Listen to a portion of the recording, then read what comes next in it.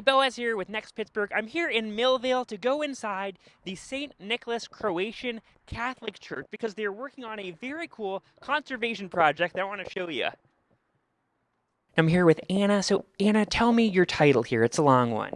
My name is Anna Doering. I'm the executive director of the Society to Preserve the Millvale Murals of Maxo Vanka. And there are a lot of churches in Pittsburgh, but there's no church that looks quite like this. Maybe we can take a few more steps in because this is pretty spectacular. So, maybe first of all, give us a little history of the building where we are. So this St. Nicholas Croatian Catholic Church was built in 1900, and it was one of two St. Nicholas churches on 28. And this was the center of a Croatian community. A lot of the Croatians who came to church here actually lived in Lawrenceville and would walk across the bridge to mass and to school and everything. In 1900, if you had been outside the church and then inside the church, it would have looked a lot different than it does today. Inside here, you would have seen pretty traditional church murals. It would have looked a little more old world church here for the community. And then in 1921, a fire in the attic and the roof dropped the ceiling into the sanctuary. The whole ceiling collapsed in here. Collapsed, and they wanted to rebuild the church. So they rebuilt the church in a year, so that it rose again in 1922, and then the church waited until 1937 when it found its artists to paint the interior. And so that artist is Maxo Vanka. Am I saying his name right? Maxo Vanka. He had actually immigrated to the United States in 1934 with his American wife. They had come from Croatia. They were living in New York. But Maxo Vanka in 35 took a tour of the industrial centers of America. So Vanka spent almost 2 weeks here in 1935 walking the streets, walking the rivers, crossing the bridges, and sketching what he was seeing. And a lot of those pictures, well, they ended up in a gallery show in Oakland, and people of the parish saw the work and felt that this was the artist, and the priest, Father Jagar, felt they had found their artist. But really, the murals themselves, he really did touch almost every wall in this in church. And There's not, an unfinished inch. and he painted this all himself. He did it in a total of 24 weeks. He was painting from 9 a.m. to 3 a.m. 6 days a week. These weren't going to be traditional church murals.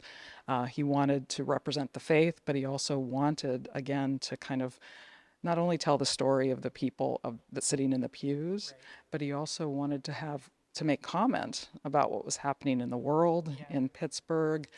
Over the years, the murals took a hit, I guess, just aging and weather and all that stuff. Yeah, actually, it was in 1981 that David Demarest, he was a professor at CMU, he wrote a play called Gift to America, and it was a dramatic recreation of the murals of Vanka and the murals being created. And they put theatrical lights on them for the first time. They could see the damage that was occurring on the walls.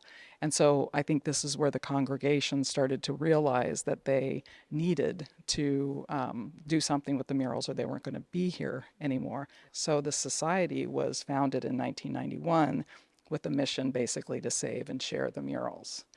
Between probably 1960s, late 60s, and that 1981 period, the murals were kind of lost. The community wasn't coming in and discovering them as they had done when they were first completed. Between 2009 and today, we are almost at 90% completion, which means we're almost at 21 murals being done. The conservation we're doing right now is funded by a Save America's Treasures grant, almost $500,000 grant that we received at the end of 2022 to do 9 murals. With the awarding of that grant, the murals kind of became a national preservation priority. It just keeps going and going. This is sort of insane. We've just reached the ceiling. This is crazy. Well, so how do you go about conserving something like this?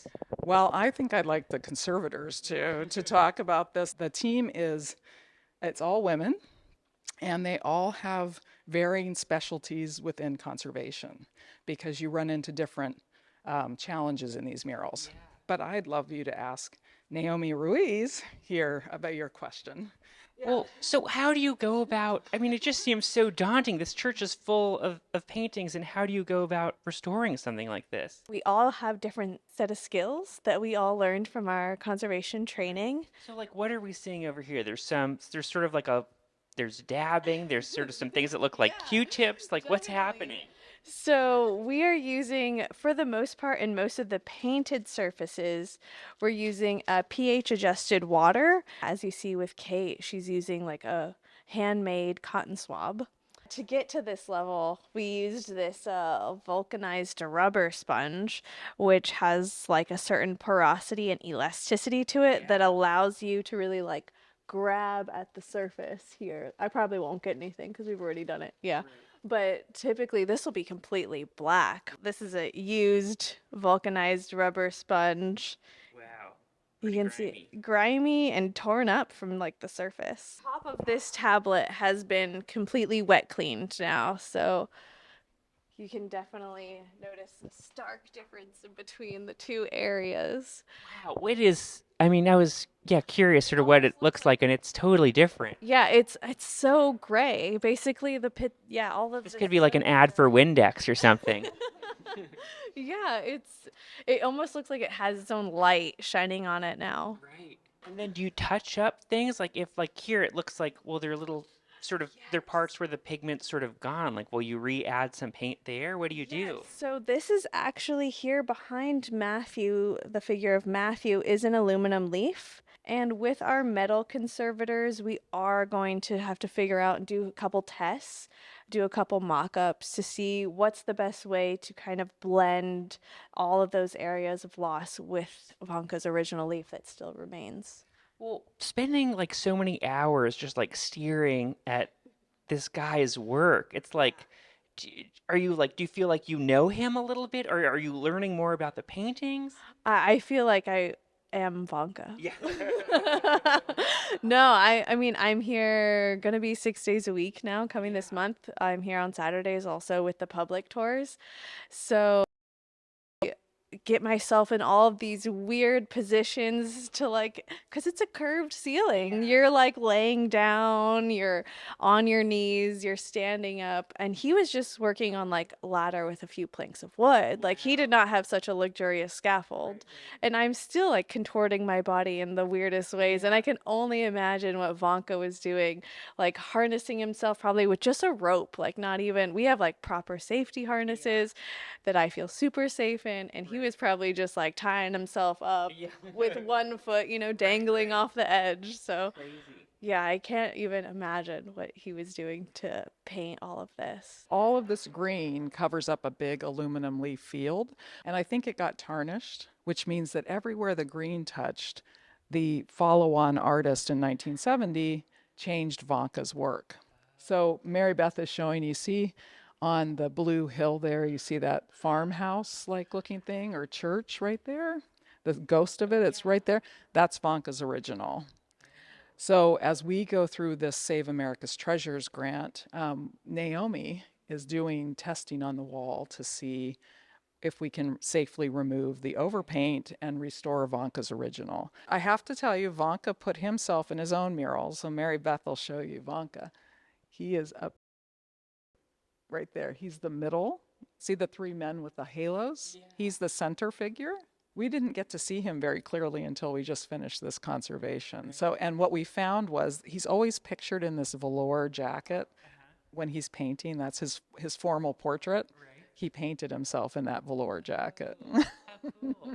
Yeah. And so if people want to take a closer look, you offer tours. We do. We have 4 public tours a week, Monday evenings, Thursday evenings, and Saturdays at 11 and 12:30. Okay. We also arrange private tours for people if they want to come at another time. And what other support do you need from people? I mean, I'm sure if they wanted to donate, that would be great too. Oh, that'd be awesome. Yeah.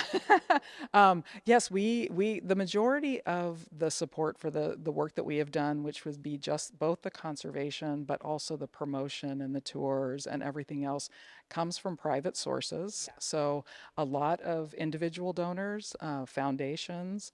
Thank you so much for the tour. This was awesome. Oh yeah, thank you.